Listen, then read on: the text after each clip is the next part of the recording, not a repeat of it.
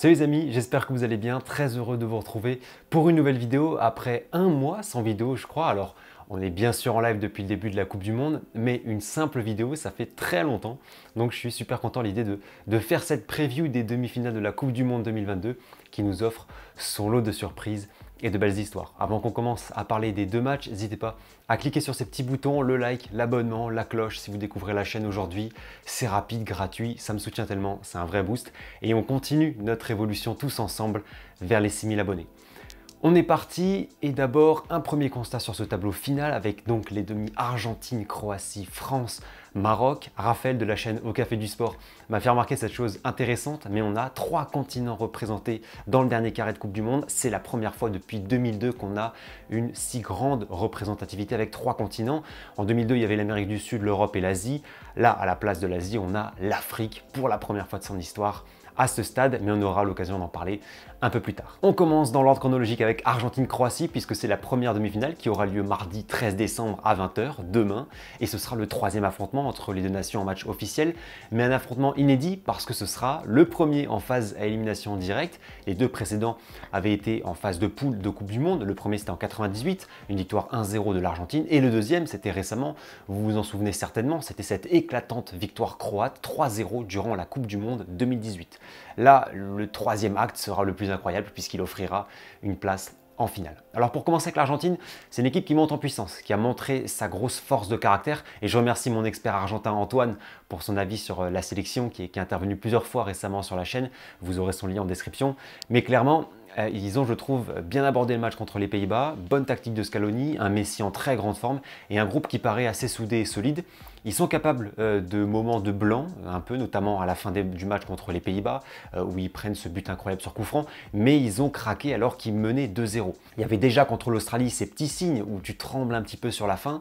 Ça, c'est un point d'ombre quand tu sais que tu vas jouer des Croates qui exploitent très bien les temps faibles de son adversaire. En tout cas, qui aurait pu dire que l'Argentine serait en demi-finale de la Coupe du Monde après sa défaite inaugurale contre l'Arabie Saoudite et sa première mi-temps stérile contre les Mexiques? Il y a une réaction, il y a du mieux, c'est pas flamboyant dans le jeu, mais le mental est retrouvé.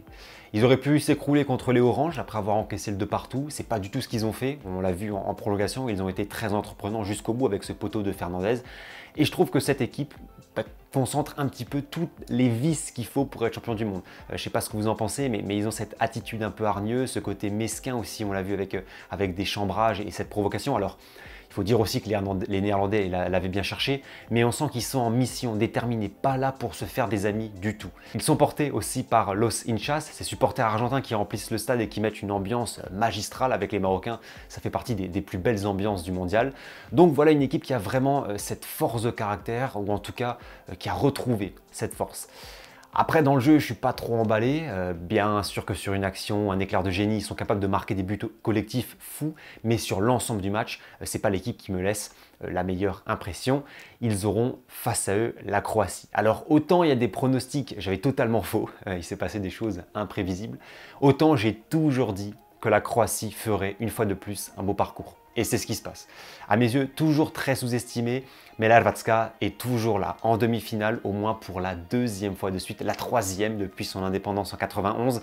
C'est juste fou pour ce petit pays de 4 millions d'habitants, je ne sais pas si vous vous rendez compte de ce que ça représente.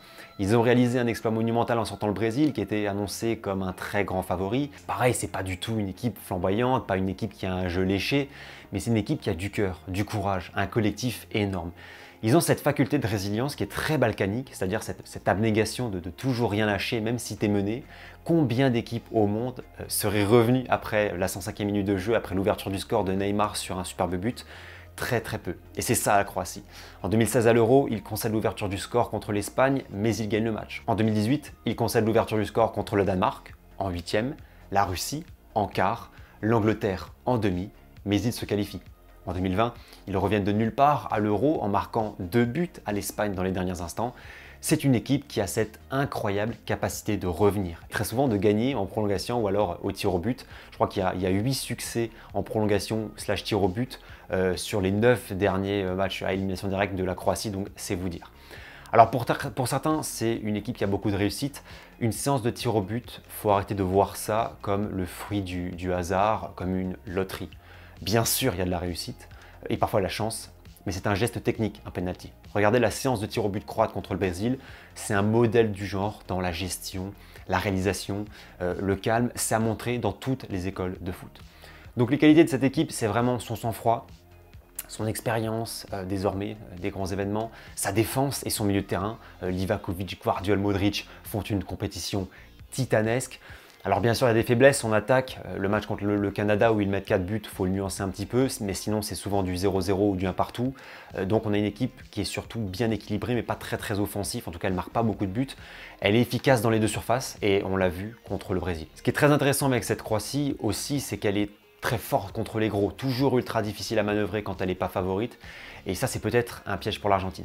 Maintenant, il y a un truc qui est bien aussi pour les Argentins, c'est qu'ils ont également ce côté physique, athlétique. Ils ont plus de répondants par rapport au Brésil sur ce point-là.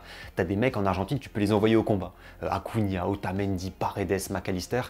Voilà, ils ont aussi un excellent gardien pour les tirs au but. Donc c'est un match où ça va vraiment donner, ça va donner des coups, ça va être physique, extrêmement mental. Pas à l'abri une fois de plus d'une surprise, surtout que la compétition croate, elle est déjà réussie, parce qu'une élimination maintenant de la Croatie, ce serait une déception bien sûr, mais en rien une désillusion, alors qu'une élimination maintenant de l'Argentine, ce ne serait pas du tout la même chanson. Donc il y a ce facteur pression-attente qui va être beaucoup plus élevé côté argentin. Et ça, si jamais il y a beaucoup de temps additionnel, des prolongations ou des tirs au but, ça peut jouer dans les têtes. Il y aura aussi la fraîcheur physique et mentale, bien évidemment, qui devrait être prise en compte. Les Argentins sont devant là-dessus. La Croatie a déjà joué 2 prolongations et 2 séances de tirs au but, donc c'est un élément à prendre en compte. Je ne me risquerai pas un pronostic, mais j'avoue être vraiment séduit par cette équipe croate parce qu'elle a de belles valeurs. Il suffit par exemple de voir la classe d'un Modric et aussi parce que je me prends d'affection souvent pour les équipes qui sont discréditées ou sous-estimées.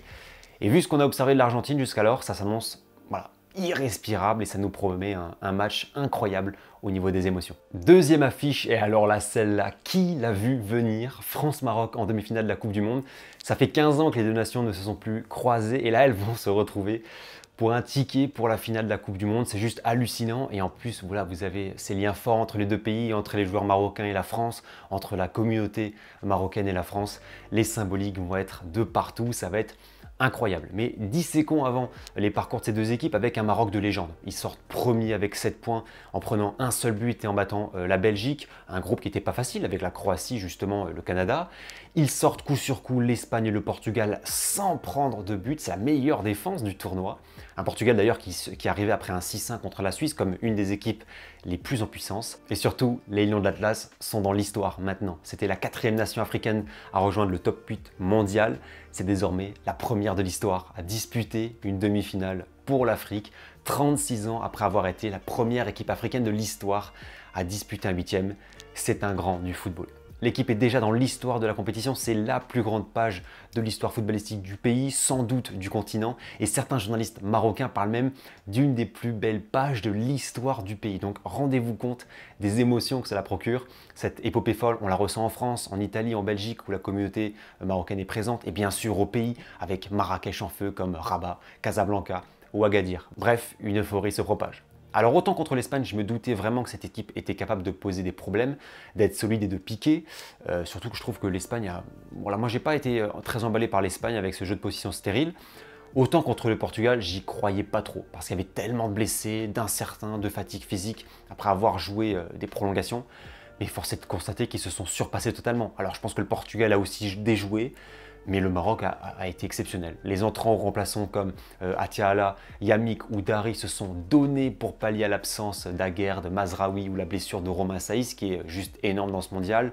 Bounou est un des meilleurs gardiens de la compétition, on l'a vu encore contre le Portugal avec cet arrêt incroyable sur João Félix. Après son match royal contre l'Espagne, que dire d'Hakimi qui multiplie les efforts? Il a 3 poumons, de Ziyech, de Bouffal, magnifique balle au pied, d'El Nessiri qui a fait ce qu'on demandait de lui, et puis Dounaï qui pue le football, qui littéralement a été découvert par le monde entier, qui à la relance est incroyable, sans parler du soldat Amrabat, que j'ai eu la chance de voir à la Fiorentina l'an passé puisque j'étais à Florence. C'est pas une surprise de le voir à ce niveau-là, quand on le connaît, mais quelle ampleur prise durant ce mondial, il est héroïque, tout simplement. On a des joueurs marocains en fait individuellement en état de grâce et qui bonifient tout leur collectif. Tout ça est permis grâce au staff et à un homme d'une humilité sans nom, mais qui a tellement fait pour son groupe déjà, c'est Walid Regragui, qui a métamorphosé le Maroc, qui lui a offert la possibilité de rêver et qui accomplit quelque chose de grand seulement 3 mois après sa prise de fonction. Chapeau monsieur, et grande humilité qu'il faut souligner. Il faut souligner également que c'est un entraîneur africain qui emmène une équipe africaine et surtout c'est un entraîneur du cru, il est marocain, donc ça c'est aussi un superbe signe. Donc cette équipe, c'est un coup de cœur énorme de cette Coupe du Monde. Il faut déjà les féliciter et notamment ceux qui ont cru et qui ont emmené ce Maroc et les Lions de l'Atlas dans cette histoire et tout le continent africain avec eux, parce qu'on a vu une forme de communion panafricaine importante, notamment au Sénégal, et les joueurs marocains et Regragui le rappellent également. Difficile de trouver des points faibles à ces Marocains tant leur parcours est historique, mais il y a peut-être en point faible une attaque qui plante pas beaucoup de buts. Alors bon, ça peut peut-être témoigner aussi d'une efficacité de leur part, donc c'est bien, mais il n'y a pas une myriade de situations dangereuses, donc voilà, est-ce qu'ils arriveront à être dangereux? Et enfin, autre interrogation, c'est peut-être qu'on ne les a pas vus en réaction. À chaque fois, ils ont mené au score ou tenu le match nul. Mais à quoi peut-on s'attendre si cette équipe prend un but en premier, que ce soit au début de match ou un but tardif par exemple? Comment les Lions de l'Atlas réagiraient? Ça, on ne l'a pas vraiment vu encore dans cette situation.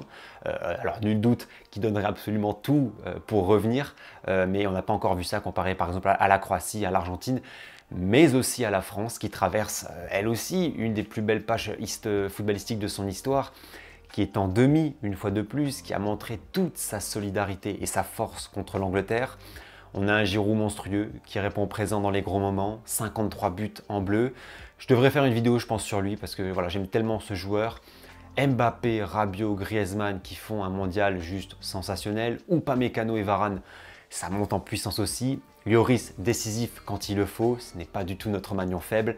Voilà, cette équipe, elle est tellement complète, je trouve. J'en faisais un de mes 3 favoris avant le mondial avec l'Argentine et le Brésil. Il y en a un qui est plus là, mais cette France, elle est au sommet de son art.